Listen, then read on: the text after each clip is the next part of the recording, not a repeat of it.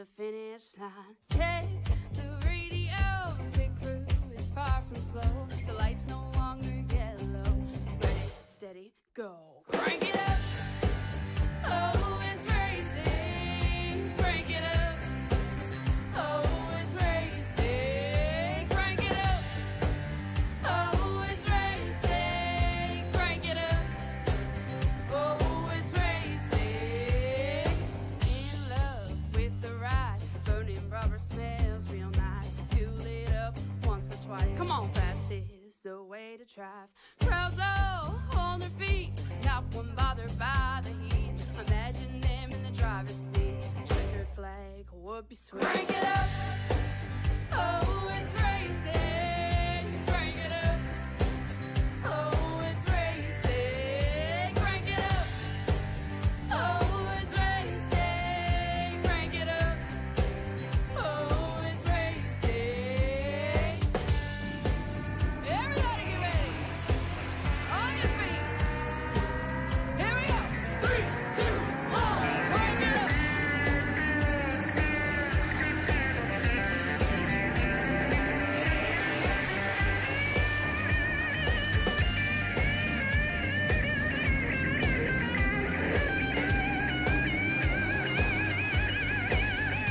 Crank it up. Oh, it's racing. Crank it up. Oh, it's racing. Crank it up. Oh, it's racing. Crank it up. Oh, it's racing. Crank it up. Oh, it's racing. Crank it up. Oh, it's racing. Crank it up. Oh, it's racing. Crank it up. Oh, it's racing. Crank it up.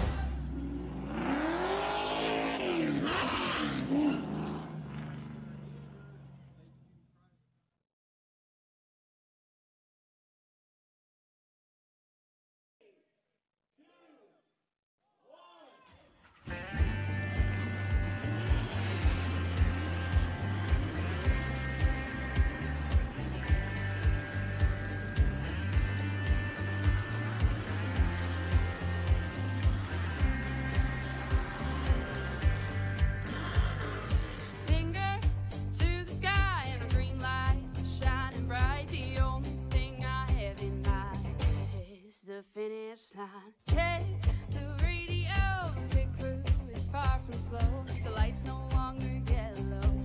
Ready, steady, go. Crank it up. Oh, it's racing. Crank it up.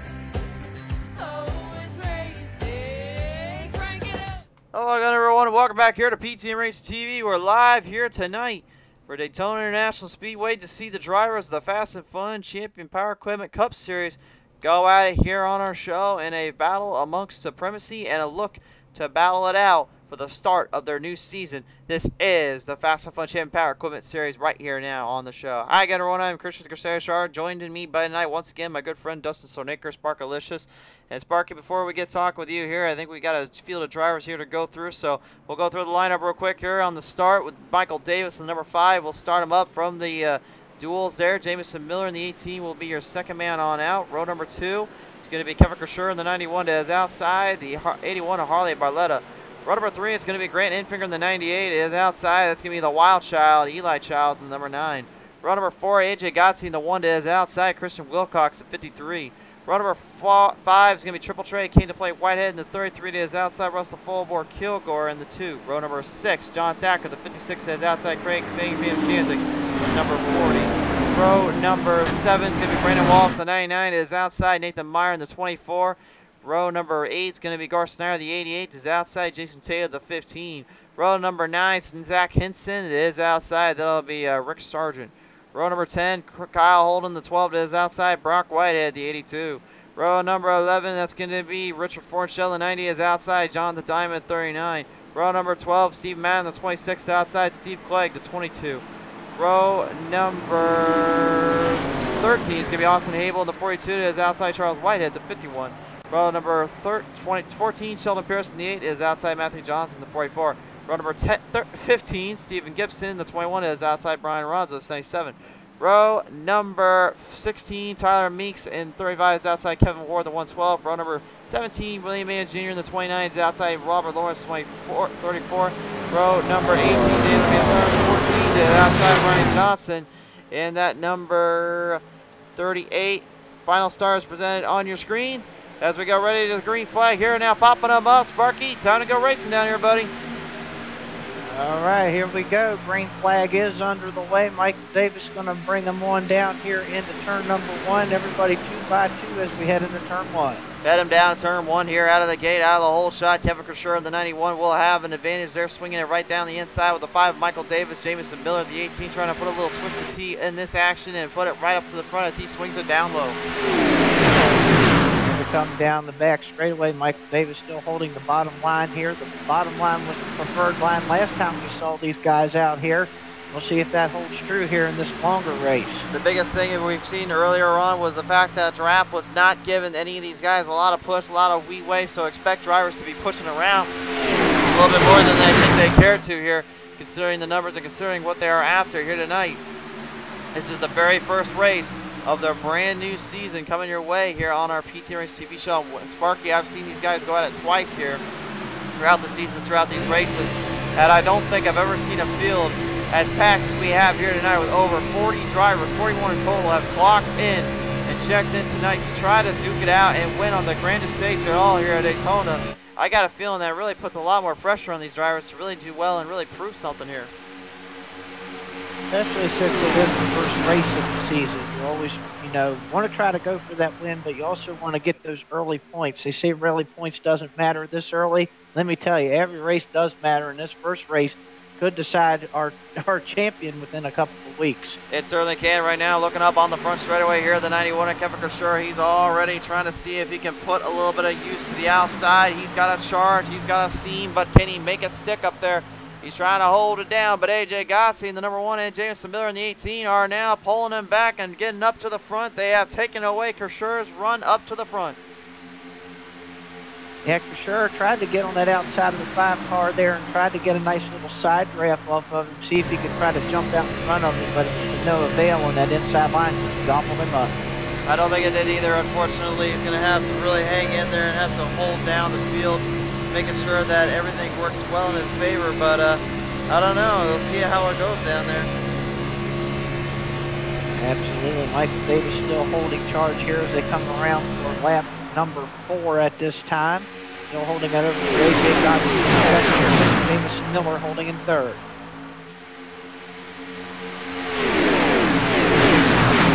Well, right now, currently, everybody in the mirror pack, the field, the mid area here, trying to fall in line with the Sarge, and the Sergeant himself, actually, Rick Sargent, currently trying to hold down the inside line with number 27 Toyota Camry, trying to see if he can get something going up there. Up the high side, looks like, actually, so he'll try to hold it on through turn 3 and 4, while the 39 is John the Diamond falls behind. And Diamond, we talked about him a lot on our show. He is generally one of the more consistent drivers out there with these races, kind of these fields. I was kind of interested to see if he'd be able to hold down the field and really hold up the fights here. But right now, I mean, being this far back in the pack here, I got to believe that kind of hurts your momentum a little bit, knowing you're going to have to really charge up ahead. Yeah, definitely for those guys in the back as well. That's going to be a tough order. You got to stay back here. You got to stay patient. It's a long 70 laps here. You got to try to figure out how to get to the front, but you don't want to force the issue too much this early on. Certainly does indeed here, as right now currently looking through the field, looking through the travel here, you see a little bit of movement in the Russell Bullboard Kilgore as his NPR guys are kind of sneaking their way in. And no, fans, I'm not playing that intro there tonight as well, just for the record. Yeah, those mean green machines. We'll just let them do their thing out here and see what they can do to get themselves up toward the front here tonight. Indeed, my friend. Right now we got our chopper cam looking on, just giving you guys just a good idea of just how hard these drivers up front and in the back are trying to hold it down here. We'll go ahead and take a look at some of the field in the back here, as currently I'm still dealing with our old Glitchcrafter Gremlins popping up. Sorry for the timing going all over the place. What we're trying to do is we're trying to show you the drivers in the back, give everybody a little bit of a field day, because honestly it's pretty hard to find them all throughout these events. But nevertheless, here currently some drivers in the back, and some actually just kind of hanging around out in the other way around here. There's Sparky. Some guys are literally just kind of waiting around, kind of seeing if anybody wrecks in this case. Yeah, that's kind of some of the strategy here. Normally, if you qualify or get up front, you kind of want to stay up there. But if you're toward the back, some of these guys, you know, kind of being patient, kind of going to stay in that back group and kind of just wait and see what happens and see if any big ones happen. Sure there. Well, the biggest thing right now, I think I'm just kind of trying to look into this right now. I'm trying to figure out, you know, if they're going to be able to make any moves here, how would they be able to do it? Because Kevin, he tried it earlier. He tried to get a run there on the outside, try to push up his momentum. And to me, it seems like he had a good run. It actually was right side by side with Davis when they were all alone, really. But once you started seeing them kind of catch up in that draft, it's almost like that dirty air completely just filed and ruined any chance they had. Yeah, we've got an issue over here in turn number 1. It looks like we got a car turned around. It looks like we do indeed. I'm trying to get a look down there right now. I'm not getting any word on that one, unfortunately, Sparky, so I don't think we're going to be able to see that one. But there's one smoking down there. Can we get a number on that? I'm trying to see who exactly that is at the moment.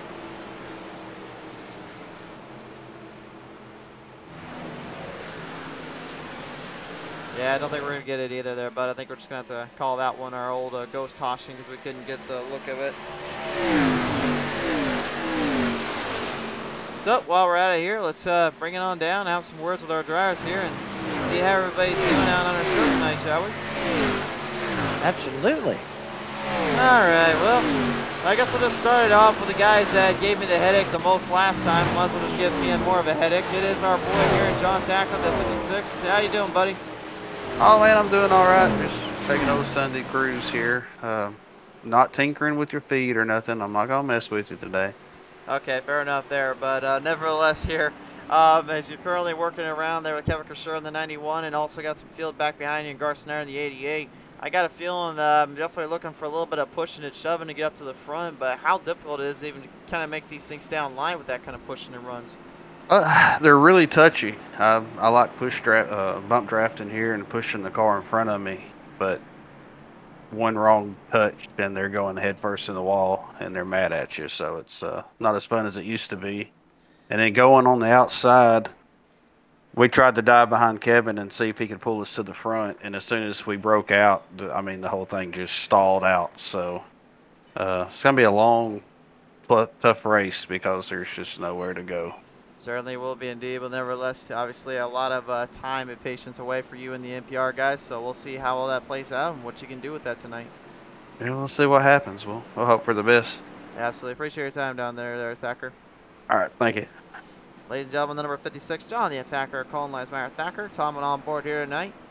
Go ahead and take it down now as well. One of our drivers you may hear a lot of, and you may hear his name popping in from time to time. Ladies and gentlemen, may I introduce you from Oval Sim Performance now, our man, the Zany fan, Greg Janzik. Janzik, man, there's going to be a lot of hard running here tonight, obviously, but I think it's going to be really more pacing as well to kind of figure out what to do with that. Yeah, there's definitely a learning curve for sure when we come with a new draft package to a track, and whenever we have an absolute full field of cars. I didn't check if we have all 43. We have 40. That's still good. Really great to see that in a Fast and Fun Cup Series debut, and really honored to be able to represent the Freeburn Hot Wings morning radio show for a large part of this season. And got my team with me, almost all of them. Robbie's working his way up here. We'll be in great shape after that. Certainly will be indeed. Now I got to ask you, as you're going to try to get a little bit more of a push going, trying to get a little more momentum in, what's going to take to do that? Is it just going to be having to stay in the draft line, or do you think there's any way to move anything on the outside? There's a way. I don't know how many people listen to the broadcast in cars, so I'm not sure how keen I am to tell you there, Crusader, but we got a plan. We got a plan, and so far so good on that. So far indeed. Well, nevertheless, Janzik, appreciate your time here tonight, bud. We'll wish you nothing but the best of luck. 10-4. Thank you so much. From Ultimate Performance, ladies and gentlemen, this is Andy Fan, Craig Janzik on the line right now. Got a few more drivers we're going to hit up right now as well. So, Sparky, I think we got a couple more we can hit. I think I'm going to bring in our friend Sky 2i Snodgrass if you want to say something here. All right, we'll go ahead and bring him on over. Well, we're looking for him. I'm trying to get to Go Fast Motorsports here so I can bring him in. There he is. I got them on the line, got him on the phone. At least I figured out how to dial the number up here. Snodgrass, good to have you on board here tonight, sir. Hey, how you doing there, Chris? Oh, going pretty good, buddy. So, yeah, right now we've seen you do really well on these plate tracks before in multiple leagues, multiple series. But going into tonight, you really what's the big thing you're really trying to keep your eye on? Well, now that we're doing this open setup, instead of everybody running, I don't know. Can't say I'm a big fan of it, so we'll see how that happens. For sure there. Well, nevertheless, as you progress through and get ready for the season coming up, anything you really got in mind to try to work with or try to figure out? Just work with my team and go to the front whenever we can. Keep it clean. All right. Well, best wishes to you, sir, and best wishes to you and your crew as we get you ready to go back onto the show. All right, man. Appreciate it. Thanks, Chris. From Go Fast Motorsports, ladies and gentlemen, Sky 2i Snodgrass. Sparky, Dustin. Yes, sir. You ready to go back racing, buddy? I am ready to go back racing. Yeah, this caution's just taking a little bit too long here, so let's see if we can get back under the green flag here and see if we get these boys back up and rolling. For sure there. Well, nevertheless, though, we are ready to fire this one back away and get this one fielded back on into position. We're getting ready to get the drivers back on down here. I think it's time to get going once more. Absolutely. Pace car now decides to take that left turn down to the pit lane. They're going to get side by side here. We'll see if Michael Davis can still hold that lead as the green flag comes right back out, and we're back underway. We did see there on the duels in the clash on the outside line at the start anyway. You had a lot better run there than you did on the bottom. And out of the gate, Davis showing exactly what we're talking about there as the NPR guys of Kilgore and Thacker follow right behind, but up bump down below the potato master himself, the wild child, Eli Child to the night. Rocking forward up to the front as he's being joined in by his friends, of course, here tonight. All right, down the back straightaway right now, Davis with the lead.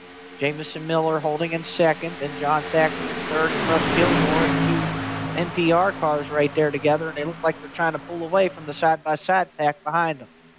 He is indeed here. The field currently starting to spread out again into the single file draft. Those are trying to do the double line, unfortunately, are not finding the success that I think they were hoping for. And again, it just boils down to all those troubles and issues you've suffered through time and time again.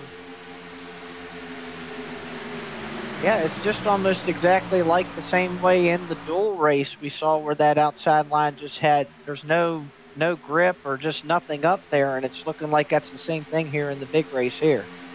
Yes, indeed.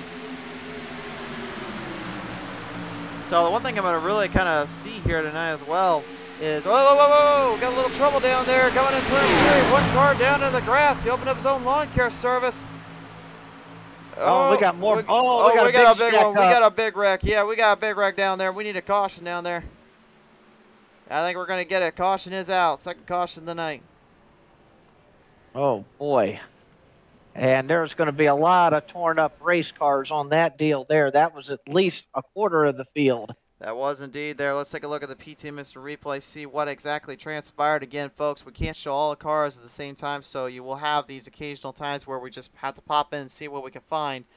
Here's what happened here, unfortunately. You see everybody getting caught in the mix of it. That number 12 there, unfortunately, kind of clearing out the field and getting everybody into a bit of a mess, bit of a pickle, if you will. Field had to stretch back out and try to get them stretched into the position again, and they couldn't get out of the way of that mess coming up in front of them. And unfortunately, everybody set foot back into the trouble zone, into the shadow realm they go. There's one thing that has not been brought up yet. These guys only have 2 fast repairs tonight, so already getting in a big accident like that early on like that's going to hurt some of these guys, because now they have to decide, do I go ahead and use that fast repair now and risk not having one later on, or do I just try to tough it out? It's going to be interesting to see what they are able to manipulate and kind of figure out with that strategy as well, because remember, these cars can be fixed up on their own. but they do take a little bit of time. Good news is, since you've got a 2.5 mile long track, you got a lot of time to fix up your damage without using an instant repair. But if you got critical damage where that car is literally destroyed up in the front end, it's just completely kaput, then it really just kind of boils down to, okay, do we use the instant repair there, or do we try to weigh it out and see how long it'll take? That's kind of the risk you run with these plate tracks.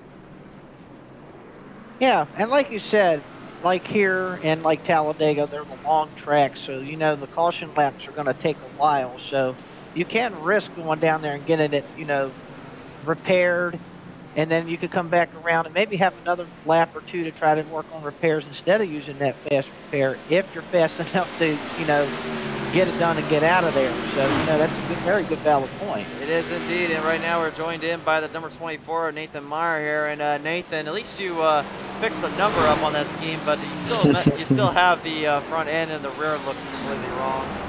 Hey man, get used to it. You're gonna see a Valvoline scheme later too with the same deal. So. Oh boy. Well, nevertheless, here, good to have you back on board here tonight once again, joining us this season. So Nathan, I gotta ask you right now, what's been the toughest part right now about getting away from that wreck and staying out of trouble zone when it came by? Yeah, Dodge won. Luckily, it was right in front of me, and the guys just slid up, so our whole team was able to slide down under there. So that was good. And then, you know, stay up front. You mostly avoid the wrecks, so you just gotta make your way back up there after you pit. So a lot of strategy going on right now. It certainly is indeed here. So, but nevertheless, what can you give us a little inside info on your crew? What we can see out of them possibly making their way up to the front? Yeah, we were pretty bunched up there. I think Craig slid through his box, so he's going to be a little bit further back. But we have some other friends out there that are helping us out, so we were all on a line right there. All right, well, appreciate your time here tonight, Nathan. We'll see how it all plays out for you and the team. Cool, thanks, man. Nathan Meyer, ladies and gentlemen, there, the number 24. Have a little word with him now. We'll go ahead and take it down and see if we can find another driver to bring him over. There are over 40 drivers, by the way, to talk with, so there is a lot of guys to kind of pull in and kind of work around, so do be very well aware of that. I think we're going to go ahead and drop in with AJ Gotzi, though, next up on our list here from BRR Motorsports before we head back to the green. See if we've got a minute here to talk. AJ, you got a copy down there, sir? I got a copy. All right, well, we got the line set for you here tonight. You're in the number 1. Seems to have the line kind of figured out with where you're going to be playing at, but considering how difficult it is to make moves on the top and the bottom, what really is going to be the thing you're watching for on this restart? My guess is the bottom line's going to get the best start, but there's a lot of talk trying to form with the top line. So hopefully they get enough people up there and get 2 lanes working. Absolutely there. I got to ask you as well, with trying to get the outside line, is it harder to stay in the draft up there than it is on the bottom, or do you think maybe they can get it dialed in up there?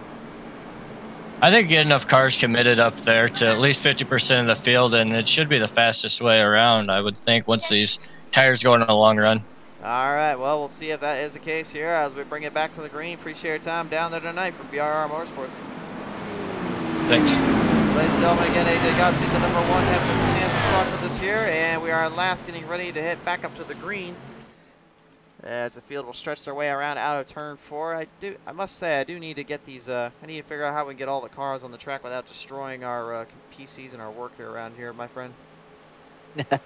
Yeah, that's quite something as we're getting ready to go back to green flag here, back underway. And again, Michael Davis took the outside. Get off here and get right back in front of Jamison Miller as they head down into turn number 1 here. Straight down in turn 1 here, they will go. It is Michael Davis, still your race leader, while Jamison Miller tries to get a little twisted T up into this grill and get it in and slap it right inside the face there of Michael Davis. But Davis currently holding down the line extremely well there, and Miller knows he does not have a lot of openings and a lot of ways to make it around that spot. No, not at all. He's just kind of, it looks like he's kind of backing off a little bit here, getting a little bit of space between him and the 5. Maybe he's going to try to get a little bit of a run here and get that 88 behind him to work with him here. Not a bad idea, but it's going to be very difficult as well to kind of convince somebody to slow down just a little bit to kind of push up quicker. But again, you know, if you time it just right, you can figure out how to make that run. You know, anything is possible here on this track. We've got some great fans joining us on in. James, unfortunately, not able to run with us tonight. Still recovering from back surgery, but the Marauder, we do wish you best of luck there, bud, in your recovery. Jess Ruggerberg coming on board here saying, good luck, Eli, we love you. Robert Dudley saying, what's up in the chat. Mama Beast in the house. Prayers for James. You know you love that. And Becky Fire is coming on board as well to show some love and support to everyone and hoping for a great night. Becky, appreciate thanks for having on board, as well as Mama Beast and Jeff Zuckerberg, Robert Dudley, and all them. I think I got a bone to pick with Robert Dudley come Sunday night because he's won that season championship for the Pedal to the Metal Racing League. So we've been interesting to call how that one plays out for him and his crew. But man, he's just had a phenomenal season to say the least. A lot of these guys have had a pretty good start to the season, considering they had to start out basically by going through the clashes and the duels to get to this moment here tonight, didn't they, Sparky? Yeah, absolutely. Yep, had to go through that bush clash that they had, and then also the dual races as well, just to try to get into it. And now you're here at the big dance now, and yeah, these guys have to work really hard to get to this point, especially with the open setups that they have here. They've had to work on their setups to see if they could get their cars going right, but they're not too loose, not too tight. Get those cars handling real well in the draft. Just so many different obstacles to overcome. And then here they are, here racing it out here tonight. Absolutely, indeed. And one thing to know, folks, as well, that yes, you see 40 drivers on the track here at Daytona, but be very, very well aware the next week, this is not going to be a Daytona race they're going to. This isn't even a mile-and-a-half long track. They're going to the mile-long USA International Speedway.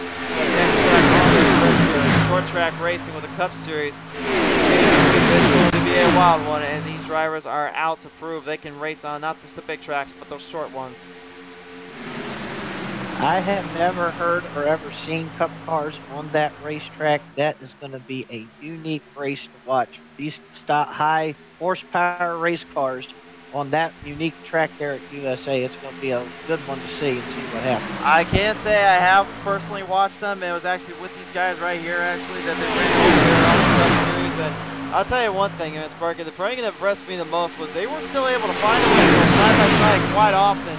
They would have times they bumped and banged, but I mean, considering they ran as hard as they did and as clean as they were, I was thoroughly impressed with them. And that just shows the caliber of these guys to be able to run different unique tracks like that, for tracks that, you know, the Cup Series never runs on. So it's going to be unique again to see that again next week when they run there. It certainly will indeed right now. As currently our field stretches out, and amongst the field right now, trying to get a look at everybody in this pack right now, as you see some folks like the number 9 of the Wild Child trying to hold up the field on the bottom end, trying to keep there with Richard Fornshell in the 90 as you see that number 90 car, big old orange with that great paint silver shop on the front, trying to move his way into the field and move his way down onto the track. You guys just a good look at just how all over the place a lot of these drivers are trying to push these things around at full speed.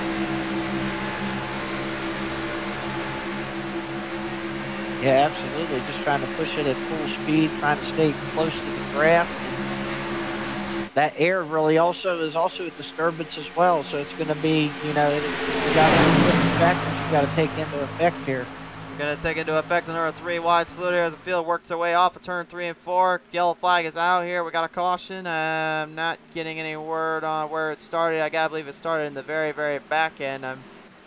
Well, we're going to try and make an attempt to see what happened. I'm seeing some folks down on the bottom. Looks like Robert Lawrence had some damage up on that front end there. And again, I'm not able to see for sure where that started again, so I apologize in advance here, guys. But yeah, there is definitely damage on that front end of the Mullet Man, and I don't think that was the way that he wanted to start his season off, obviously. One of the fastest guys out here in this series, and really, it was a playoff driver last season, too.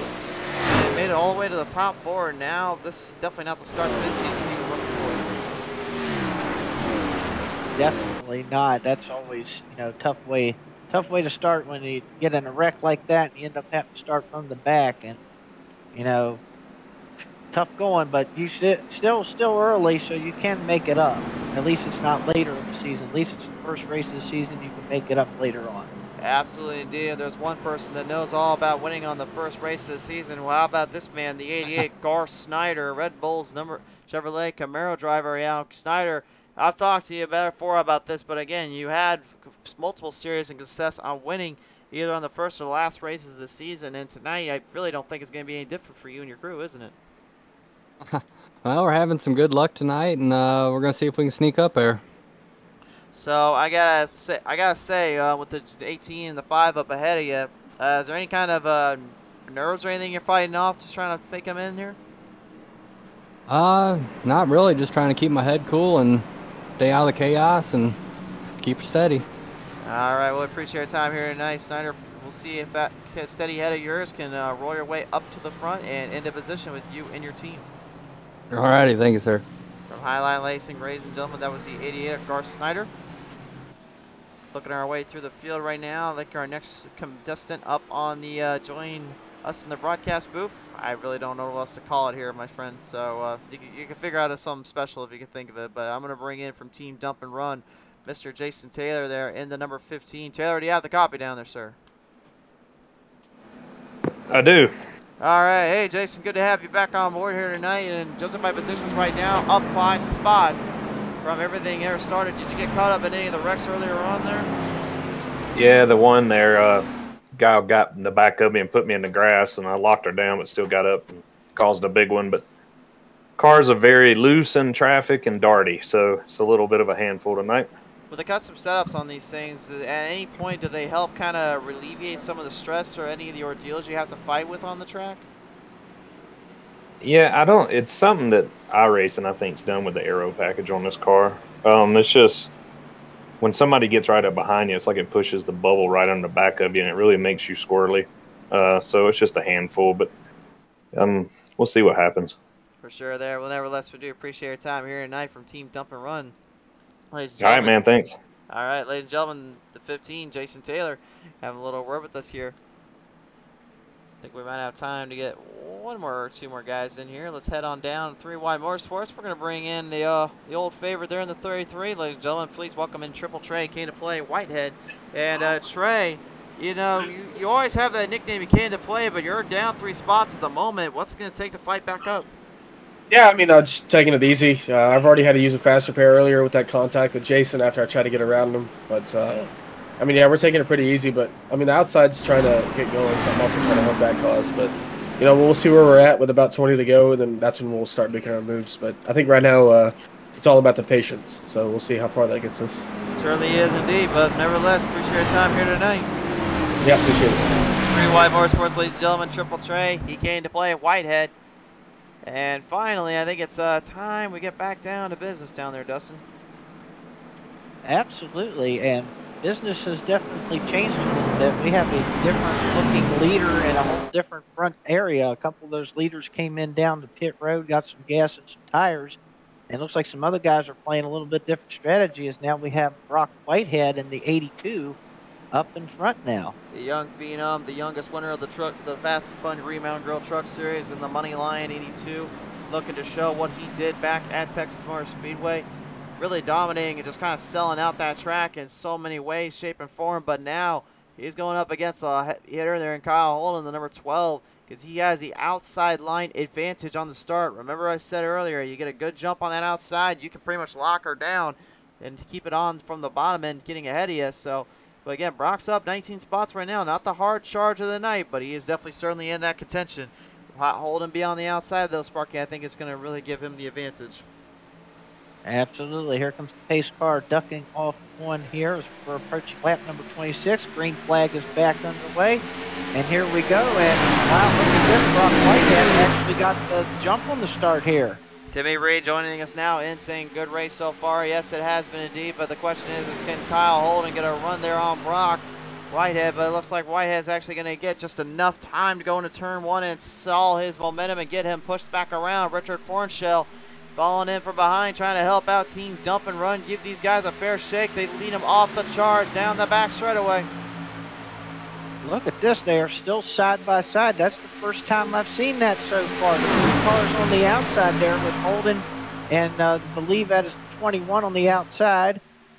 Both hooked up together and they're able to stay side by side with the 82 of Whitehead. They certainly are indeed right now. I'm very interested to see if this is because of the tire strategy or if this is a fuel strategy kind of situation, because again, really they shouldn't be as close as they are here, but right now this is impressive stuff to say the least. Holden manages to hold his line down while Brock manages to keep up with the case, keep up with the distance.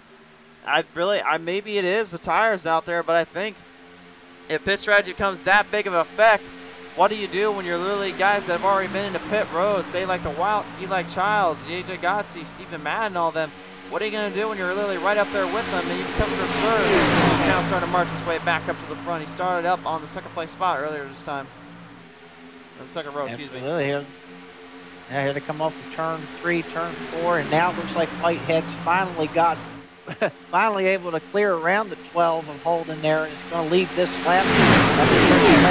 28 at this point. He may have led the lap in, but that doesn't mean he's out of the hunt. He's right now currently trying to block out the 12 and the 90, trying to make sure that they know they're not getting around him that easily, but he is having to hold back a lot of hard chargers. Holding with a run up on the outside as the 21 now starts to sneak his way in. That's Stephen Gibson and the number 21 Toyota Camry as we go on board with him.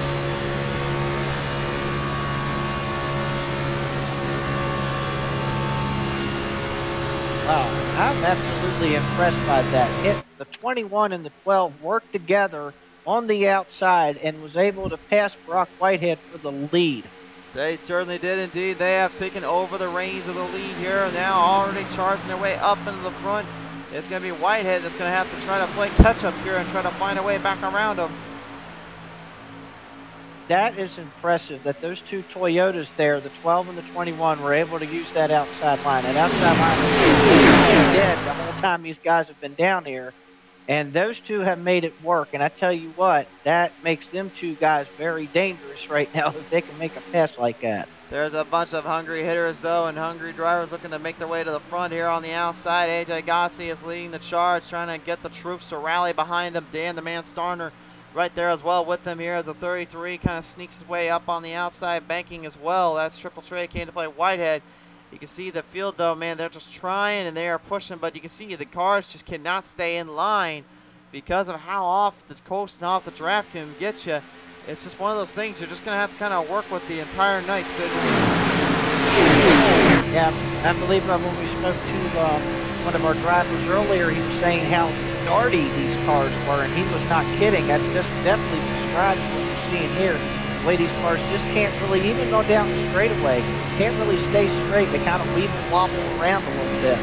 Now, something I want you guys to take notice home as well. When we have our next update for... Oh! Hold on a minute. Hold on. We got a big one. I was going to say something about the footwork and the technique down there, but I have to stutter myself for just a minute. Kevin Kersher and Harley Barletta getting climbed into that one. And a big wreck right in front of our cameras here presented now. Holy smokes, that was a gnarly little hit there for Kevin, and unfortunately cost him plenty of time there due to Barletta's little bump and run on him. Let's take a look at the PTM replay there, Sparky. Yeah, let's take a look at that and see exactly what happened there. Well, here's what happened. At least we give you a good idea what this one went down. The 81 basically drives in hard, gives him a little tap, gets right underneath him just the slightest bit. Starner managing to evade traffic and avoid the contact behind him as the whole field bunched up, gets into it there, and unfortunately for the 42, ends up on his side for just a brief minute. Driver is okay, though. He'll refire that one back out, but if you're Kevin, you're sure. I don't think you're too thrilled about that one right now. Yeah, and in fact, exactly, normally what happens in a situation like that, normally the car that normally causes the incident ends up getting the EOL penalty into the longest line, and looks like Mr. Barletta is going to be going to the back in this case. He's been sent back to the pack here. He'll have to work his way around that one. So while we're doing that here, let's take a look in now in our talks here as we bring in Mr. Oval Sim Racing himself, Brock Whitehead in the 82. And Brock, once again, looks like your strategy is going to be staying out up front, trying to fight it out there. What's been going on with the money line 82? Yeah, we're me and Craig and them, we're having a good strategy talk here. Going to try and make it on just 2 stops here. So really, when we're in the draft, we're running 3/4 throttle, not full, just saving a little gas, trying to get to where we can take that just the 2 stops. So pretty good strategy by Craig and them, and I think it should work out. We keep getting pretty early cautions, so if we can keep getting these, or either way, I think we can make it on 2. Well, certainly will be a very risky strategy, but I guess the pit road here will definitely be the saving grace here at Daytona. So appreciate your time here tonight, though, Brock. Yep, thank you. Ladies and gentlemen, from Oval Sim Performance, Brock Whitehead, the 82 now. as we bring it back down and talk with some of our other drivers here. And I'll talk a little bit more about what I was trying to say with that footwork down there from Barletta. I was trying to get the onboard camera on, but we'll talk a bit about that in just a second. Currently trying to find our driver we're going to pull in next. There he is. Tyler Meeks at number 35 will be the next one up on the list from Go Fast Motorsports. Ladies and gentlemen, please welcome Mr. Tyler Meeks. Tyler, how you doing tonight, sir? Hey, how you doing? We're doing pretty good over here in the booth tonight here at Daytona, but currently you and your team may be up quite a few spots here on the position poll, but it seems as though the track is not being so kind as well to you there. No, the track hasn't been nice to any of us, and we've all been caught up in all the wrecks that have been going on. Even hanging out here in the back, we can't get on the brakes fast enough. We still get caught up in every single wreck. Yeah, that's kind of the unfortunate situations here with Daytona, but those two fast repairs, how many have you used up in your end? I've used one so far. I got all my optional damage repaired, so we're out here just on a whim right now until it gets later in the race, and then I'll use that last fast repair and hopefully save it toward the end. Certainly there indeed. Well, nevertheless here, Tyler, appreciate your time here tonight. We'll see if you can get everything figured out, and hopefully it likes on your favor tonight. Hey guys, have fun. You too. Tyler Meeks, number 35, ladies and gentlemen. All right, so this field gets ready to stretch them back on out and get this field back into position. We are double filing up, which means after 4 cautions, it's time to get back to the restart. Absolutely, yep. We got the lights out on top of the pace car. Everybody's side by side here. The 12 and the 21 we've seen out there a little bit ago, both of those cars have now pitted. So, again, some interesting strategy going on here as we get ready for this green flag. Indeed, indeed. Field ready to stretch it back on out. Ready to go again. Interesting what Brock Whitehead said about that, trying to save fuel. With the amount of cautions that we've had here, not a bad idea, you know, to do a strategy like that if you get this many cautions, unlike if it was a long green flag run. We're getting such kind of like these little sprint races going on. So that's a very valid strategy there. You can definitely save a lot of fuel out there. Well, the question is, will they be able to stretch this one out long enough to do that kind of fuel run, be able to kind of stay in the run? Because, again, losing so many positions up on this short track tonight, it's like a death blow to you, unfortunately. It just literally kills all your momentum, all your chances. That's why Brock is trying to stay out as long as he is. Well, the pace car's not going to stay out too much longer. It's going to come on in here, and we're going to about ready to get that green flag back out here. Here we go, one more time. Green flag in the air. Presented by Champion Power Equipment, we are now reaching halfway point here as the field gets ready to send them back up to the track here. Portrait Cornshell already going to put a little team dump and run maneuver there on Brock Whitehead. Brock losing all that ground in position there as the 90 just charges right ahead. Field's starting to make their way down. Here we come off of turn 2. That 90 trying to hold on to that lead. But it looks like we've got Jonathan Diamond up there on the outside right now trying to make a run up there. He certainly is indeed here. Nobody giving an inch and no one giving any chances up. And that's going to be the biggest thing they have to stay focused on throughout this night. And they come off of turn 4. We've got Ford on the bottom and Ford's on the top. So the Ford Brigade up front right now as they head down and complete lap number 35. Now, I know these are just cosmetics on the iRacing end, but honestly, I'm kind of thinking about this right now, and same could be said about the next gen because they're going to be pretty much identical in so many ways. But the aerodynamics of the way that the Ford Mustangs are kind of breathe through the air a little bit better than maybe the Chevrolets or the Camaro or the Camrys does, because honestly, if you look at the way those cars are angled down, they've got that smooth center area and that smooth center plane to kind of drift right over from the bottom to the top where that wing is. And it almost seems like, to me anyway, that the Fords, because of the fact they have a little bit more smoother grip, they can get a lot more push and a lot more run. And that seems to be exactly what's going on as Brock Whitehead gets a little piece of Mr. Fornshell there coming off out of turn 4. It really seems that way, at least with Fords it seems that way. As we saw in the Clash and in the duels, it seemed like it was more or less the Chevrolets that were pretty strong here. But here in the middle part of the race here, then Ford seemed like pretty stable as well. Not as much darting back and forth here. So that's a very valid point to bring up about that. On board right now with one of the Chevrolets, though, trying to fight off the Fords. Currently our top 10 is filled up nothing but a 12 Fords except for one Chevrolet Camaro and a Toyota Camry in there with Zach Hinson and then this man Ryan Johnson. Now Johnson, we've talked about him plenty of times on our show before. Definitely one of those class act cats that know how to put up a fight in the Cup Series and as much as anything. And I saw him kind of grow out from the Split Decision Triple Threat Series. Yeah, if you guys remember that, he actually was really the main guy to beat there. I think he was, if not, probably was closer to the season championship winner. But he is, in my opinion, probably one of the tougher drivers out here when it comes to these custom setups because, again, they don't get the free range that other cars do. They have got to fight it out a little bit with that draft and the aerodynamics. But when you go to USA, I think it might be a different story. And I think Johnson may really see the power there. Yeah, agreed. And you know, like a place like Daytona, yeah, you do have the open setups. You can, you know, fix with the car a little bit. You can get and all that. USA, a wholly different track there completely. You don't have to rely on the other cars out there. You basically have to. It's basically in your hands. And the drivers that can really adjust that track and put it all together, I think, are going to be the ones that are going to rise to the top. Absolutely, indeed. And right now, currently, once again, Richard Fornshell, Brock Whitehead, and all of them still marching the charge off. Guys, when we come back from our commercial break here, we're going to see how long can Fornshell hold off the run from Whitehead, and can Nathan Meyer maybe have something to say at both of them here. This has been a hot one here so far, but which one can survive out the rest? Find out when we return. Well, tonight's race, ladies and gentlemen, has been presented and brought to you by our good friends over at Champion Power Equipment. If you guys need the right tools for the right job, there's only one brand and name you can trust, and they trust in the name of Champion Power Equipment. All these cars and all these tools have been put up to grabs. They have done that and just sent some. And with Hurricane Ida around, their only brand name that can help get through this one definitely is with Champion. So be sure to look them up on their Facebook, Twitter, and Instagram. Also, check them out on their website at championpowerequipment.com. to find the latest product for your next adventure and to help out a friend in need during these times of crisis. And currently, right now, the only times of crisis I think these drivers are trying to figure out is how not to wreck their cars up any more than they already are. I gotta believe a lot of them are pretty frustrated and a little bit upset about stuff here.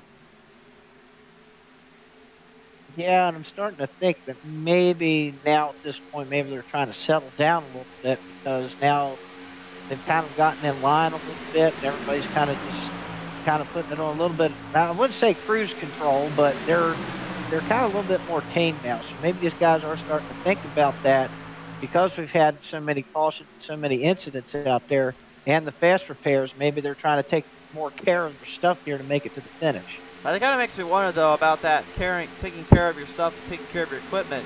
At some point, do you just kind of go throw caution to the wind and just kind of start figuring out maybe if we can run them in a little harder, a little deeper, and not really care as much about that?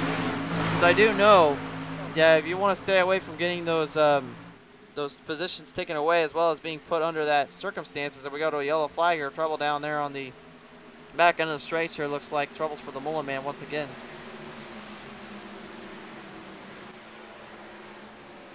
Or no, actually it wasn't the Mullen Man, it was Kevin Ward in the 112, excuse me, out there on that turn 3 and 4, the Blue Spring Water number 112. Kevin Ward has crashed in, and Dustin, I don't know if you got any look at what was going on down there, but he's got a big damage on that front end. It looks like oh wow, okay, it looks like what had happened with him, looks like him in the 27. The 27 slowed up dramatically in the corner, and he tried to check up the missing, and them two got collected over there. That's a tough break there, to say the least. Hopefully he is going to be okay. He can get this one fielded back around, but definitely a lot of damage that will need to get fixed up on his end. As we take a look at our lone NASCAR driver around the bunch here as well here, and for the record, no, we cannot pull him in. But ladies and gentlemen, that is Grant Enfinger, Truck Series driver there you see on time and time again on your televisions, driving that 98 Champion Power Equipment truck.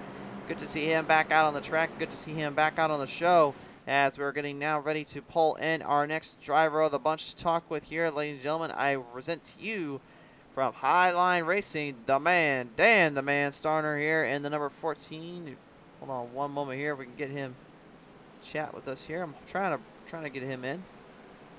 There we go. I think we got him here. Oh, hold on. We'll talk with him here in a minute. He's going over to pit road. I'm here. You're good. Okay. Well, we want to give you a second here, bud. Okay, he's got in pit road. How you doing tonight, Dan? Terrified. Heart rate's going, but I'm doing good. Okay, we don't have the heart rate beat to show how fast your heart rate's going down there, bud, so I apologize in advance for that one. That's NBC's gig, not ours. Yeah, I'm no Hamlin. That's pretty exciting racing, though. It's pretty fun to be up there. Well, I was about to say, speaking of Hamlin and the Larson situation, how much would you say that these guys coming up in the last 10 laps are going to be trying to bump and bang as much as they can to try to make some moves here? They're gonna hopefully not be bumping and banging on purpose, but it'll happen. We'll see accidents, usually last lap accidents, and it'll be a good one. Certainly will be indeed, but nevertheless, anything you got to say to mom and dad out there? No, they're probably still watching around here. Yeah, I just want to say hi, and thanks for watching, thanks for supporting, and here's to a good finish. All right, Dan the Man Starner, ladies and gentlemen, from Highline Racing. Good to have you on board again, buddy. Thanks, bud. All right, so as we get ready to field them back into position here, I think it's a better time than anything to get some of our new drivers in, maybe names you haven't heard from before. We're going to go see if our friend in the number 27, Rick Sargent, has a copy down there. We'll see right here. Hold on a minute. The one thing about live television, folks, you never know what the heck's going to happen out here. This is definitely true. Yes, it is indeed, and that's why we bring in our friend Rick Sargent now on the show. Rick, you got a call down there, my friend. How you doing, buddy? What's up, buddy? How you doing? Oh, pretty good. So from BR Motorsports, that Platinum 27 Toyota Camry, and we talked about a little earlier on here about the difference between the Fords being up front and the Chevrolets and the Camrys. Would you say that some of these cars, even though they're technically not supposed to have any aerodynamic differences, you think maybe that some of the Fords have a little bit of an advantage considering how they are shaped in on the front ends of those things?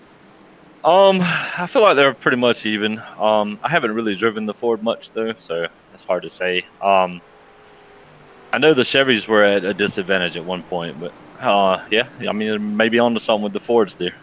Absolutely indeed here. Well, nevertheless here, well, I got to ask you, what do you think is going to be for this season that a lot of these drivers are going to focus in on? Probably the shorter tracks and stuff like that. A lot more skill involved. I feel like I'm riding around on the interstate right now, so getting good setups and going from there. All right, well, nevertheless, get them figured out and get them ready to go back to the action. Appreciate your time here tonight, sir. All right, man. Thank y'all. Ladies and gentlemen, from BRR Motorsports, this is Rick Sargent coming on board here tonight with us. And if I'm not mistaken, getting ready to field him back up, looks like. Yep, lights are off on the pace car, which means one thing, it's time to get back to the action. Yes, indeed. And we were speaking about those Chevrolets. The top four are now Chevrolets after those pit stops. Got the familiar Kodak car up in front of him. Harley Barella, earlier we saw him get wrecked up. Well, now he's made his way back up to the front. And our early pole sitter, Michael Davis, is now back up in the front. Now that makes me wonder a little bit here too. Does Michael Davis have the charge that he can get there in the Valvoline number 5 out of the gate to try to fight off Barletta and try to hold him back from his run? That you just know he's going to try and get out of the start as we bring him back to the action and back into the field. We're back on a go. Well, it looks like so far the answer to that question on the restart there looks like Mr. Barletta just hit the nitrous there on the start as he got a heck of a start. He did a little Tokyo drift, little fast and furious action here, and gets a good jump out of the gate here. And unlike all the movies that you keep seeing made with Vin Diesel in it, Barletta literally gets ahead of all the castmates and all the members and gets right up to the front. He is now your race leader with Michael Davis following right behind him. And we go heading into turn 3. Like I said, that's a familiar sight, seeing a Kodak car in the lead at Daytona. That was a very iconic sponsor Chevrolet duo there with, Sterling Marling winning the Daytona 500 back-to-back in 94 and 95. And now we see that Barletta's putting them colors right up near the front. Speaking of talking about colors, I'm used to seeing a big name like this. Champion Power Equipment's 98. Mr. Grant Enfinger is already trying to move a little bit of the troops in the back end of the spectrum. He's got help there from Cale Gale on the number 83 as the 9 of Eli the Wild Childs looks on from behind with Kevin Kersher and Garth Snyder trying to help each other out. But again, without stretch out this one gets here, there's not a lot of ways to make moves and make passes. It's really just going to be a matter of survival again.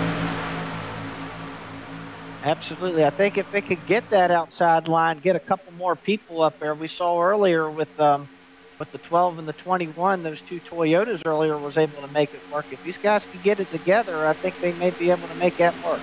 They certainly can indeed. Richie West coming on board saying go AJ Gotzi and Harley Barletta.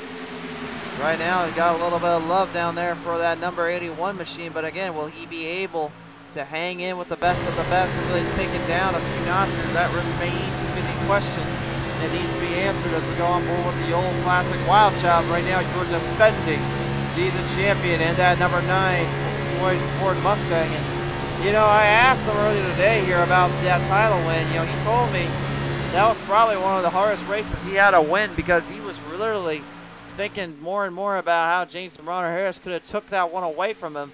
But when all is said and done, it ended up working towards his favor, and he ended up winning that one by a little breeze or two at Kansas. But I mean, it could have gone either way that night. Even the man beast, Willie Man Jr., who you see right now in that 29 man's maintenance machine, he was literally so close. He was literally one turn away from literally winning his first race ever. Not in a cup, not even in a car of any kind. He was the first race ever to win on PTM Racing TV. I talked to him earlier today about that as well, and he told me I'm not even worried about it anymore.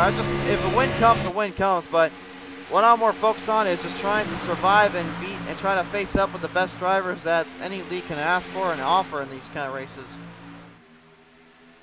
Yeah, especially with a big field such as this. Like I said, we had like 41 drivers here tonight. 41 people. That's 40 competitors to the one, you know, and it's tough. When you got competition that's so tough like this to win a championship, to win a race, to even scratch for a top 5 sometimes when you got so many talented drivers out here like this. Absolutely, indeed. And again, I know, folks, you're probably thinking, wait a minute, 40 drivers, why don't we see 20 on the field or something like that?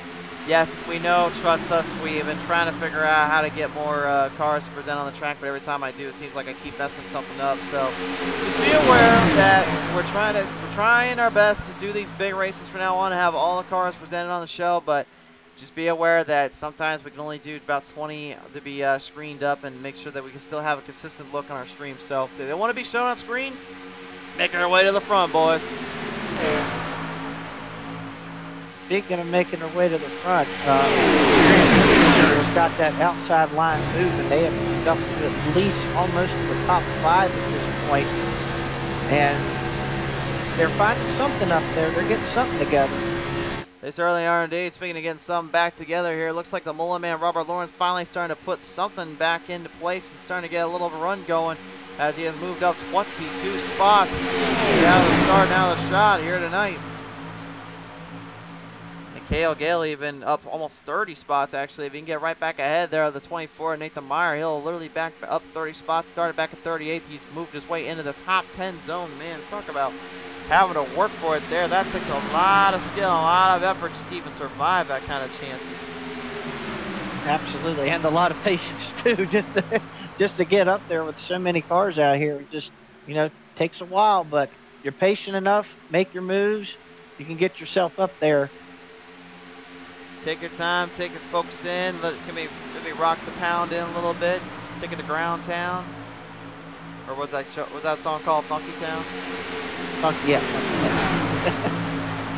Hey, remember, we gotta keep it clear. We gotta keep it good on the show. We'll get too crazy tonight. These guys obviously take this very seriously, and we do too. But yeah, really, it's just kind of the hard part about this one, man. Is just again, we're just talking about more and more. But whatever iRacing did do these cup cars, and like I said, this was never what it used to be. What it used to be was you could have guys going middle, outside, and they could literally just full throttle assault charge these things right up to the front.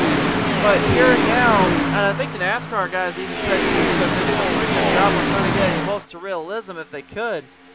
I think what it boils down to is just you have to kind of take your poison. You risk having realism mixed in with what NASCAR is doing now, to basically the fun factor of what it used to be when you could just pretty much charge these things up from the rear end and just straight shot it up to the victory lane for a win. I guess in that sense they want to make it, you know, as realistic as possible. In that case, even with the tracks, the cars, and everything like that. And unfortunately, sometimes, you know, when they try to go the realistic route, sometimes it doesn't always pan out that well. Like I said before, these cars used to be a little bit more racier, I guess you'd say. You'd be able to charge them a lot more, and now it just seems like this aero package is kind of put it back to almost kind of like racing a little bit. Kind of brought them back down to earth, you know what I mean? Instead of having to be given so much speed and given so much run, you're basically slowing off just enough to where you can charge up quick, but you have to make sure you got it dialed in at the right time. I don't know. I almost kind of like, I almost kind of say it's like the NASCAR Heat 4, Heat 5 packages. Like you can work them down there with that game and all that, but you know it's not necessarily a sim, obviously. But the hardest part there is you're basically just bumping a draft and just trying to make your way up to the front and hoping for the best. Yeah, or just trying to find that right partner or a couple of the cars to hook up with to try to make a run somewhere and hopefully make it stick. I mean, at this point, these guys are just now all in a single file line up here, just riding around on the bottom. And maybe they're holding back a little bit. Maybe they're going to wait and try to make a run later and get the leader by surprise. That could very well happen, but so far it just seems like everybody's just content to ride around on the bottom. You're going to have to be careful, too, on how long you wait it out, because, again, there's not a lot of areas of chances to keep waiting it out, but looks like right now, if you see a little bit of that damage there going with Danny Payne Frank Jantic, had a little bit of a piece from, I believe that was the 9 by the Wild Child. Gave him a little bump and run there coming off the back end, I guess living up to his nickname of the team-wise, Team Dump and Run. And you got 6 cars, excuse me, trying to find a way, if you can, to work their way back up to the front, back into position on the outside, as now a whole lot of other field drivers are trying to do the same. Oh, no, but that's not the same for the Wild Child. Trouble there at turn 3. Big lick and a half there, unfortunately coming off the corner. They were trying to maneuver around, and the next thing you know, they get sent back to the shadow round. Yeah, looks like poor Eli Childs there got the wild ride of his life over there in turn 3 and 4. He took a hard hit over there. He did indeed. Let's take a look at the PTM Instant Replay presented by Champion Power Equipment. This is what happened coming down. Watch this. You're going to see him try to dive back down, but he gets a little bump and tag here on the backstretch. They're trying to push him in.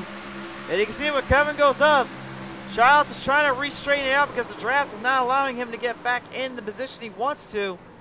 And the whole field just gets clobbered in. The guys and gals trying to avoid him coming off the ends. And unfortunately, just did not work out that way. They were all just still trying to wreck out. They're still wrecking down there. They didn't have time to get out of that mess. Nope, not at all. Like one of our drivers said earlier, when you see the wreck happening, you try your best to try to avoid it or try to maneuver around it. And it's even if you brake, sometimes brakes aren't just enough. Looks like that was Matthew Johnson there. Unfortunately, in the number 44, that ended up causing that wreck here. We'll take another look at it from our PTM Instant Replay just so we are for sure. Because honestly, I looked at it from that angle. It looked like he just kind of got clobbered in there while Kevin was trying to move up on the outside. Take one more look at it here and watch very carefully here, folks. Again, watch that 40. There is the 44 right behind the 9.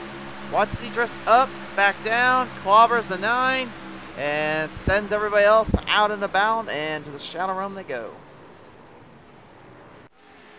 So it was the 44 there. Unfortunately, that is Matthew Johnston. Unfortunately, getting kind of clobbered into the mix of these things, so tough break there for him. Yes, and it's so hard too when you start seeing cars in front of you get loose or, you know, try to catch themselves or get in the wall, and you try to react to that at the same time you're working with your buddy or working with your draft partner out there, and it just takes a little bit with these cars. It's not like the old cars where you could get up there in the old package where you could go up there and slam draft somebody and be able to hold it straight and keep it going. With these cars, it does not take much for these things to spin. Well, the good news is there are a bunch of cars out there that you can do that with, but really rather you not try it all too often there, folks. Just fair warning of advice, it doesn't exactly work out the way you think it does. All I can say is do not ever take iRacing too seriously and think you can try this at home. These are literally drivers that have been racing and been behind the wheel for quite some time, some even racing in real life for that matter of fact. And they've been dialing these things in time and time again. So, like we said before, these are top-tier, top-notch drivers trying to survive and trying to work their way into these fields. As we get now a little call in with Zach Hinson, the number 11, and Zach, the front end right now is not doing too well and not looking like it's going to hold up, but nevertheless seems like you're still got a fighting spirit down there. Yeah. Didn't know how much damage I had. I should have used my fast repair. For sure there. So what you have one fast repair left there? I have one left. Wow. How'd you manage to save that one up? I have no idea. Well, I mean, nevertheless here, so I gotta ask you, if there is one more wreck, do you think you're gonna have to end up taking it? I'm pulling right now to take it. I'm not taking any chances. Well, I guess we brought him in at the wrong time to have to talk about that one, so. Oh, yeah. Nevertheless, appreciate your time here tonight, Zach. Sorry for the delay in the call there, bud. Oh, no problem. For Rusty Motorsports, ladies and gentlemen, the number 11 there, that is Zach Hinson. And it looks like we're already getting ready to go back to the green flag here, my friends. Yes, we are, and we have a new leader in Mr. AJ Gotzi. So those AJ Gotzi fans out there, put the number 1 in the number 1 spot as we're about ready to get back underway. Going to be interesting to see if we can get it dialed in. We're going to go ahead and cut to one more commercial break, but when we come back, going back green at Daytona. As the flag man waves that yellow flag around, the only yellow we can see around here is with our friends at Champion Power Equipment. Again, guys, you need the right tools for the right job. There's only one brand name you can trust, and that's our good friends with Champion Power Equipment. Again, these are some hard times. Some folks are following in behind, and right now Champion is out to help and keep the world at bay and keep everyone safe and sound and try to help them get through these times. So again, check them out on their website, championpowerequipment.com, to find out what kind of tools you can do to help out the rest. And check them out on their Facebook, Twitter, and Instagram handles as well. Champion Power Equipment, thank you again for their sponsorship to this league and the series. And you hear the roar, you hear the motors. Pace car comes off. That means one thing. And we are going back to the green flag. Here we go. Lap number 58 in the books. And AJ Gotzi puts it down toward the bottom. He's going to have the lead going into turn number 1. 13 laps remain here. Time is of the essence. It's now take or give, and no harm, no foul there. It's just basically give and go. And right now, one of the guys to watch out for is the guy that was really staying back behind the field for the whole night so far in the 98, Grant Enfinger. He is starting to charge. He's mounting the power. He's mounting the speed. He's got Dan the Man Starner right in front of him to help him out with that. Yes, he does. And I noticed him and that 83 of Gale, both of them guys have been kind of working together. 2 different manufacturers, but they've been working together on that high line most of the time. And here they are just inside the top 10 trying to make a run. They are certainly indeed right now. Nobody given any options except just take and give and fight it out to the end. Right now, currently, some drivers heading out of pit road. Christian Wilcox there is one of them.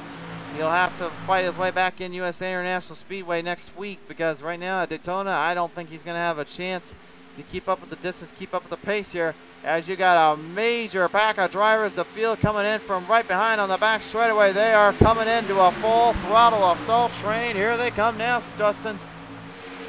Yep, going down into turn 3. AJ Gotzi with the lead currently. Interesting enough, we've got a kind of like a split pack here. We've got like the top 10 cars from AJ Gotzi back to Kevin Fisher back there in 10th, and then it's about 4 seconds back to the second pack. That's an interesting strategy. And then in the mid pack, stay with me now. There's the NPR boys.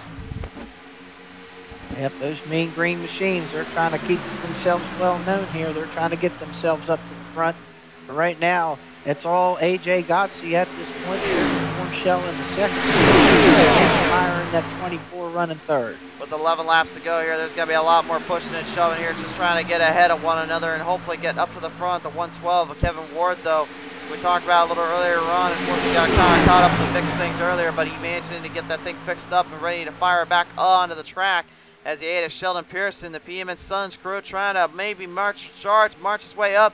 As Danny Pham and Kevin Sherb right now are literally sitting ducks here with the field right up on their tail end, on their grills. Yep, absolutely. It looks like Kevin Fisher and them lost the draft of that lead pack, and now they're going to get swallowed up, and we got problems. We got problems down there. What we got going on? I can't quite see anything on my end. I saw one car go around back there with a green and white car, possibly. Trying to get a good look here. I'm not getting anything on my end there, Sparky. I'm not seeing anything. Caution is out. Caution is out.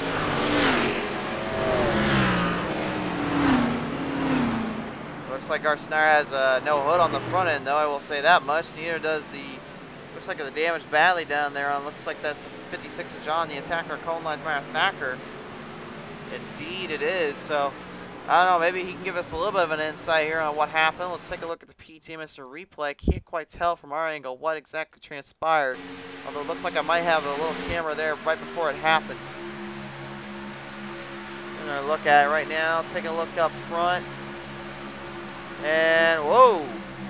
Looks like one driver literally got completely slowed up there, and I think I might have an idea who that was now. I think that might have been Tyler Meeks. That could have been. Take a look at it from one more angle here. We'll see if that 35 was the one that caused that start.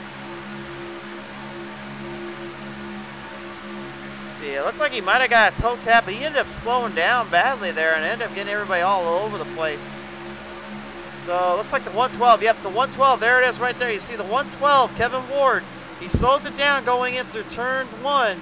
And ended up getting Meeks got set back. Ryan Johnson managing to stay away from getting too much carnage in. But the 112 of Kevin Ward ended up kind of getting everybody all out of shape and out of place, unfortunately.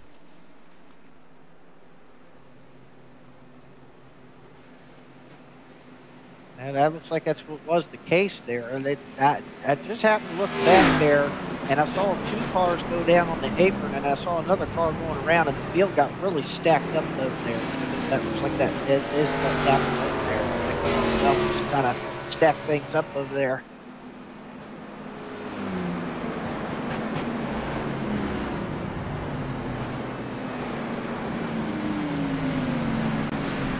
So now the pace is starting to settle back down. Everyone looking to stretch this one out as long as they can. Really, pit road strategy, forget about it. At this point, you might as well just hope for the best and go for broke.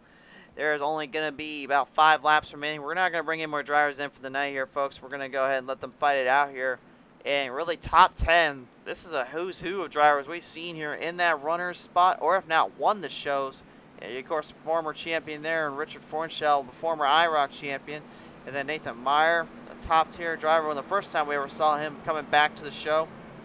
Brock Whitehead, for the Texas Motor Speedway kid, as we like to call him now, winning it back out there. And certainly has been on a tear with any kind of series he's in. Robert the Mullen Man Lawrence, last time we saw him in the season, he was a top 4 contender going for the championship. Just came a little short that night, but looks to try to get back there as quick as possible. This is a good start there. Dan the Man Starner, well, must I say more, he is named the man for a reason. And Grant Infinger, again, must I say more, Cup Truck Series driver in the NASCAR Camping World Truck Series. Literally knows how to rock and fight it out, any series for that matter. Watch out for him. Cale Gale, first time we've ever really seen him on our show, and right now I gotta be honest with you, he's been impressing me. He's up 31 spots, and he's been keeping his distance and keeping a good shot there with him and his teammate Kevin Krasher. But we know Krasher can win it. He's won the All-Star races back in Nashville Fairgrounds. And Kyle Holden was up in the race lead earlier on, looking to try to make one more run for it. And with Zanny Pham, Craig Janzik, he just didn't know. He's hanging around somewhere in that pack. He is in the top 10, looking to finish this one out. And right now, it looks like it's going to be 6 laps to go coming to the line here, Dustin.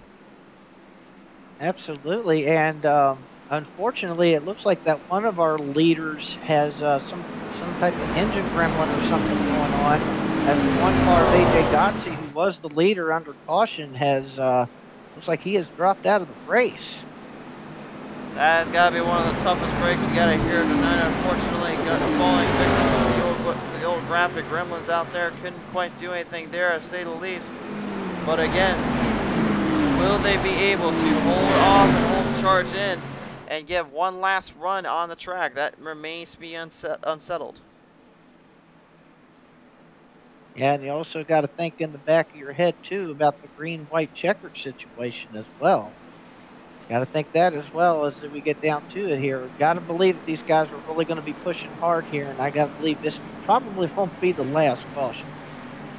I do not think so either here, but we'll see. You never know. These guys, sometimes they can stretch it out for that long last run or call it a day, but this is going to be a very, very tough situation for these drivers. It's something to just kind of note from our actual NASCAR news right now. I'm getting word as well that the next week we're supposed to see our Cup Series schedule coming on out. And a little fun tip for you guys. Sounds like Worldwide Technology Raceway, aka Gateway, might just have themselves a Cup race coming. And Pocono expected to lose one, but now I'd rather take Gateway than anything. So we're going to get ready back to the action now. Back to the field. Enough news from our real world. Let's get back to the virtual world and really race out. The toughest drivers trying to manage and fight it out on the grandest stage here at Daytona. Here we go with about 5 laps to go here, heading into turn number 1. Richard Forshell got to the bottom. Nathan Myers snuck right back into his back door.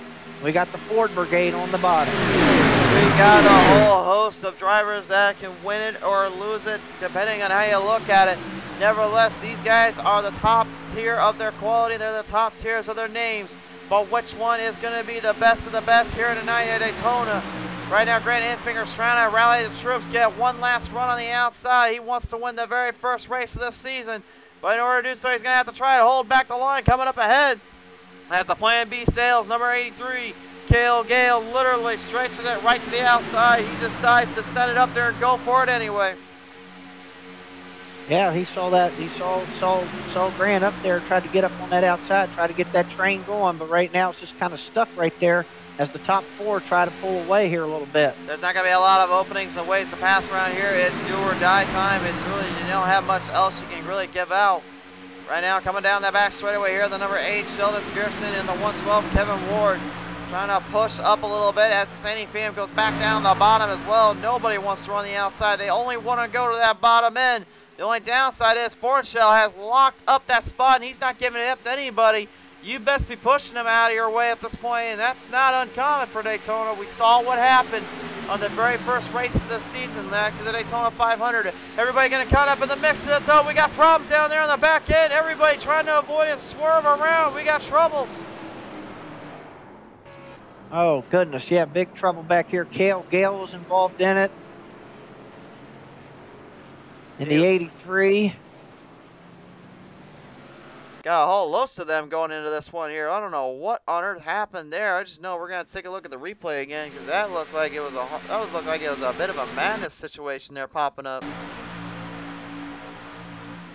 Definitely have to take a look at the replay because there was definitely some contact there.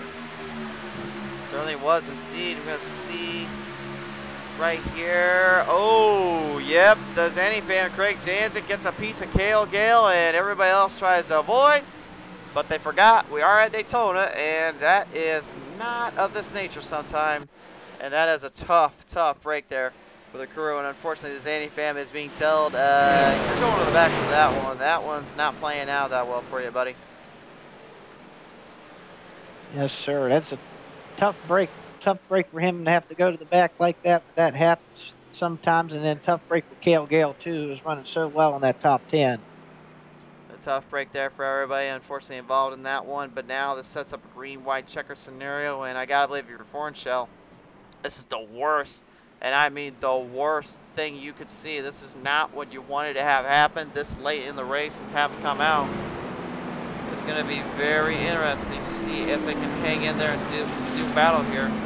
James saying AJ's power went out, unfortunately. Dusty Barbell saying go only fans go. Robert Mullenman Lawrence, like your boy right now, is in 3rd, so we'll see if he can finish it out here tonight there. But I gotta say here, is it gonna be able, you know, are these drivers going to be able to hold up one last time and put up one last fight? Because this right now, it's getting to the point where it's getting a little bit more hectic, a little harder to survive and conquer, because again, you're having to drive it out with this kind of a draft package, this kind of a run, and it really will hurt you out and hurt your troubles more than anything. So, I mean, is there going to be a lot more bumping and banging, you think, here on this restart, Terry Sparks? I absolutely believe there will be bumping and banging, definitely, because you got a couple factors here. You got the double yellow line. You can't pass below that. The outside is kind of sketchy at times, trying to get a run up there. So the only option you really have left is just try to push and push, and then finally get to that point where you hit somebody just right and kind of do the old Bristol bump and run, knock them up the hill. That might be the only way you try to get around somebody here late in the run. I think so too. There, unfortunately, this is going to be a very, very tricky situation for all drivers involved as the pace lights continue to flicker and flash on the cars here. The drivers are pretty much tensing up and preparing for what may just happen as our fans now tune on in for the last bit of this race. To those at home that are tuned in, first off, thank you so much for tuning in. We appreciate your support and hope you have already, if not, liked and followed us up here on Facebook. But head over to our YouTube as well. If you're watching this on our YouTube, thanks for tuning in. Be sure to subscribe here as well, as we will have this race from the Facebook live feed up on YouTube right after. It takes about 20 minutes or so, give or take. Depending on how long a race can go, that's how long it'll take for us to get it up. But if you guys could, just go ahead and subscribe over there. And I did say I may try to talk with the boss about maybe putting up a little giveaway if we hit 500 subscribers and 3,000 followers. So if you keep that up, I might try to convince him a little bit more. Maybe we can get something figured out. All right, that would be pretty cool if it'd be a nice giveaway going on. Yeah, absolutely. And no, you're not allowed to participate in it, Sparky. Don't even get any bright ideas. Oh, shucks.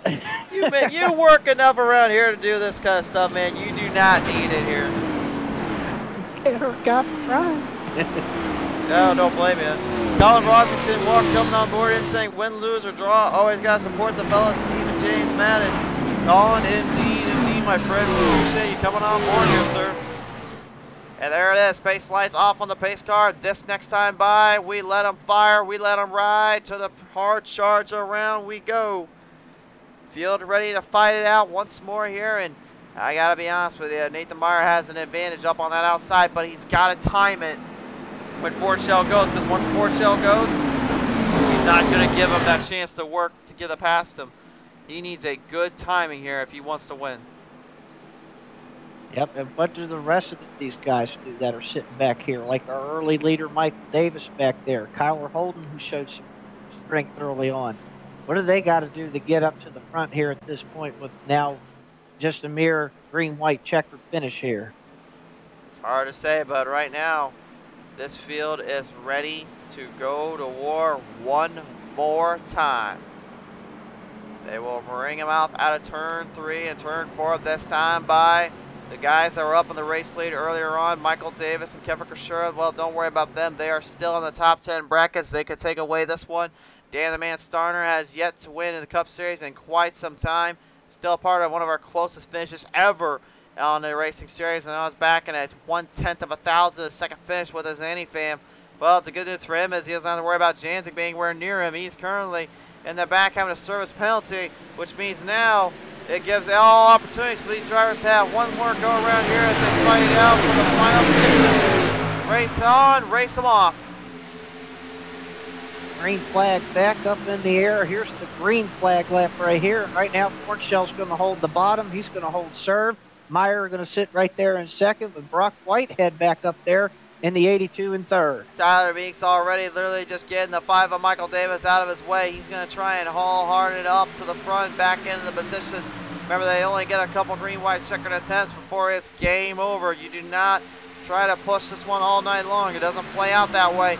And right now, Meyer is literally getting an opportunity to strike on Fornshell, but there's just one problem. He needs help on the outside if he's going to make it work, unless he does it coming off the front straightaway into the finish line. But we'll see if he can do it as we bring it to the white flag presented by Champ Power Equipment. All right, white flag is in the air. That means this is going to be official. This ends the race no matter what happens. Fornshell going to hold the lead going down into 1 into 2. Meyer just off turn 2. Meyer going to go outside now, coming down the back straightaway. He's setting it up. Fornshell's got a little help. With the boy man Lawrence for just a brief minute. Nothing to go. Everybody coming down the back straightaway. They are swerving. They are maneuvering, trying to find an opening, trying to find a way. There's a little bit of an opening there for Fornshell. They go right down turn 3. 3 wide slew. Look at Krashura trying to push it in, but he gets a ride there from Brock Whitehead. They crash him down the front straightaway. Look at this, the finish line. It's a drag race here to the finish. 3 wide slew coming to the finish line. And Kyle Holden will win it out. Holding him down to the finish. Michael Davis comes second. Third goes Richard Fornshell. Oh my. Wow. That's all I can say is wow. What a finish. Wow. He literally had to find an opening and find a chance to survive that one out. I don't know how Kyle Holden found the momentum when he needed it most, but by golly, he did it. He wins the first race of, I believe, Season 4 for the Champion Power Equipment Champion Power Equipment Fast and Fun Cup Series here tonight. I can't even talk, Sparky. This one was just incredible to see that finish. Hey, I saw that coming off turn 3 and 4. That 12 car was wiggling and everything else, but he held that very top line and was able to get off the corner like that and made a heck of a move. And what a game-winning move there by Kyle Holden. What a job. Wow. The Cal Sonic number 12 Toyota Camry of Kyle Holden works his way in there with the Chevrolet of Michael Davis in the 5 and that Ford Mustang of Richard Fornshell. But all in his day's work, the 12 and his teammates now celebrating on the front straightaway. They start the season off the only way they can start it, with a victory. And that's got to definitely mean a lot to them and their crew and their team, the friends and family out there. Got to be jumping for joy on that one. What a finish coming to the line. You know, we're gonna go ahead and take one more look at this one too, because I feel as though that warrants another look at it from our peak end of the spectrum. Let's take a look at this one more time as they were coming to the line here, because this really was just an absolute maddening finish here, to say the least. Everybody gave it their heart, gave it their soul coming to the end. Kevin Kersher, you're going to watch him coming down the back straightaway. Watch the run he gets here. He gets a full throttle assault. Here it is from the PTM Instant Replay standpoint here. Coming down the back straightaway. Kevin gets a run. Michael Davis pushes him up. Look at Holden. He gets tagged by Kersher. Kersher tries to move him out of the way. Gets in between him. Brock Whitehead had nowhere to go getting out of that mess. But look at this. 3-car draft pushing Holden just enough time. Myers tries to hold him down. Fornshell tried to do the same. And right there, Holden would get the break he needed and won it.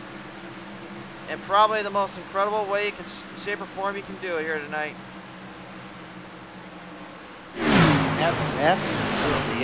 Yeah, he just held it. Even though he got hit there going in the corner, got wiggly and sideways and everything else, he stayed in it, stayed full throttle assault, and drove that thing all the way around the outside to win the race. He did indeed, and race fans now presented up on your race results by Champion Power Equipment here tonight. Let's take a look at this one. Holden wins it.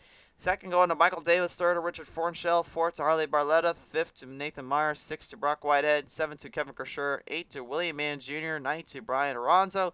Zach Ensign gets number 10th, rounding out your field here tonight. As we take a look at our final selection here, drivers will head into pit road as well and talk with our top 3 in just a second. But, whew, oh boy, that got crazy. Yeah. That got hectic. Let's just say that. That did, and you know, we talked about the Fords and we talked about the Chevrolets, but look at that. The Toyota ends up winning the race. Well, I think a lot of that had to do with just that last-minute chance and that last-minute opportunity to push ahead, and I think that draft package is really what played into the winner of this one. But, my goodness, folks, what a way to start the season off on the highest of notes. It was a wild, wild start, but it's the way you like to see it start up. Have a wild finish and have a wild race to go along with it. Good stuff here from our drivers in the Champion Power Equipment Series. We'll take a listen down now with our third place finisher here tonight, Richard Fornshell. He will be tuning in with me at us right now here. Richard, how you doing tonight, buddy? I'm doing pretty good. How are you? Well, pretty good, man. What a finish. What a battle. And holy cow. Yeah, I think that about sums it up. No, that was a lot of fun up front. So a lot of good kind of side by side, a lot of good cooperation pushing up there, and it's definitely a fun run to the finish for me, even though I didn't end up coming out on top. It certainly was indeed. I know you had a lot going on down there, a lot of charging ahead, trying to figure this one out, but I got to ask you, man, as you was getting right into the very end of this one, what was the crux of this one that really was going to separate you from the win and the chance to get a wreck or two in? I think it is all about who you had pushing. You know, these cars right now, it's all about how well you can work together and be able to push, find the line, but not go over it and spin out the guy in front of you. And I think that's kind of a lot of what you probably saw overnight, or over the course of the night. For sure there. Well, nevertheless here, Richard, as we conclude this night out here, anybody want to thank for the third place finish tonight? Yeah, just want to thank Champion Power Equipment for putting on this series for us, sponsoring us, all the good work they do for Fast and Fun, as well as Green Mountain Grills and Blackstone Management, Kevin and all his folks for letting us go out and do this racing for you. Absolutely indeed. Nevertheless, Eric, Richard, appreciate your time here tonight, my friend. What a season it was to start this one off. Yeah, absolutely. I'm excited for this season. We're certainly excited to see all of it go down. Congratulations again, sir. Yeah. Richard Forchell, ladies and gentlemen, your third place finisher here tonight as we get ready to now bring in our second place finisher tonight, Mr. Michael Davis. Now will be tuning in with us here in the number 5 machine. We'll see if we can get him in here from, I'm not even going to say what the motorsports they are. It's like, how do you say the team name there, bud? I'm sorry. Alcohooligan. Alcohooligan. Okay, from Alcohooligan Motorsports, ladies and gentlemen, the number 5, Michael Davis, now tunes in. Michael, congratulations on a second place finish here. Obviously, you started on that pole, and you had pretty much everything set to the end for a good chunk of the race, but man, what a finish that was with you and the rest of the field, pushing Holden up to under the lead, and looked like maybe you had a little bit of a reserve to move to the inside there, maybe, or was it just trying to push him up and just go take the second place finish for the season? Yeah, I wasn't for sure if I was clear to the inside. I wanted to, and I didn't know that the 24 kind of backed off or got slowed down as much as he did, or else I would have tried it. But I was just kind of happy finishing in second. You know, push Kyle to a win. Anytime you can come out in a top 5 at Daytona or any restrictor plate race is a good race in my opinion. Certainly indeed there, but I mean, man, you had a lot going on for you, a lot of incredible moments and some really tough opportunities and opportunistic drivers out here just trying to make the better of this. So I got to ask you, as we're concluding this one out here tonight with you and your team, who do you want to thank you for the second place finish tonight?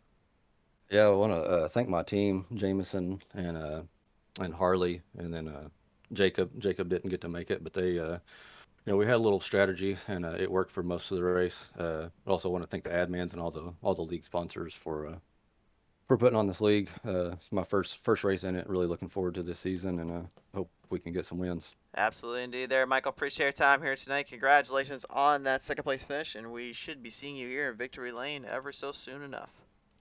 Thank you.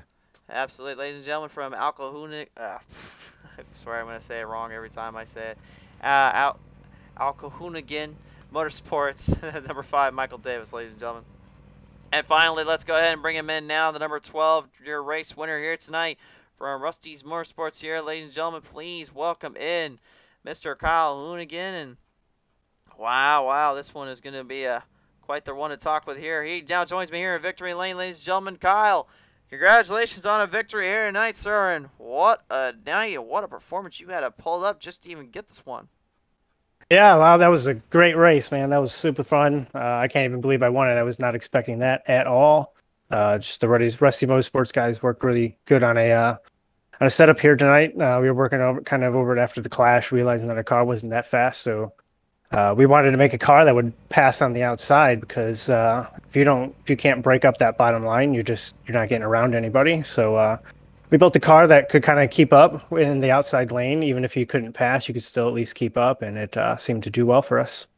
It certainly was indeed, man. You had a lot going on, a lot of hard charges, a lot of big moments there. But really coming to the end, what probably was that last thought in your head that you thought when you went to the outside and saw everyone else kind of slowing up a little bit?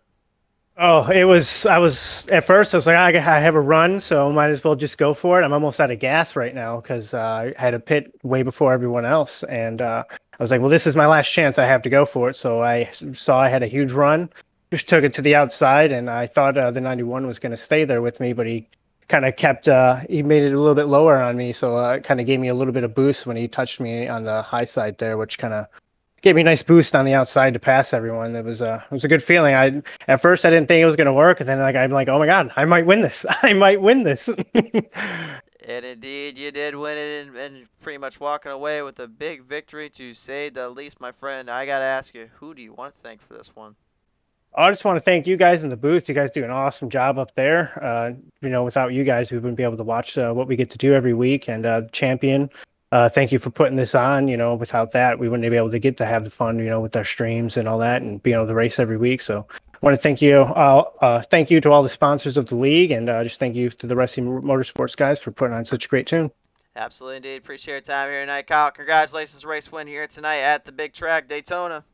Woo! Thank you. Kyle Holden, ladies and gentlemen, your race winner here tonight, and that's going to all but do it up for our race here tonight from these drivers. But again, a big shout out goes in large part to our friends over at Champion Power Equipment. Without them, this whole thing wouldn't even be brought up tonight. So thank you again to Champion for your support, and thank you again to everybody that tuned on into this one. Sparky, any final thoughts before we sign off? What a way to start the season. What a way to finish. Good congratulations to Kyle Holden and to all the drivers out there tonight. Put on a good show out here tonight. It was a pleasure being up here calling this one. We'll see you next week as well, my friend here. Thank you again, everybody, for tuning on in. From all of us here at PTM Race TV, thank you. We appreciate your support. Please follow our social media platforms and our YouTube and subscribe there, as like and follow us up on Facebook. For now, though, we leave you with this. Be safe. God bless. Take care. I love you guys. From the bottom of our hearts, take it easy down here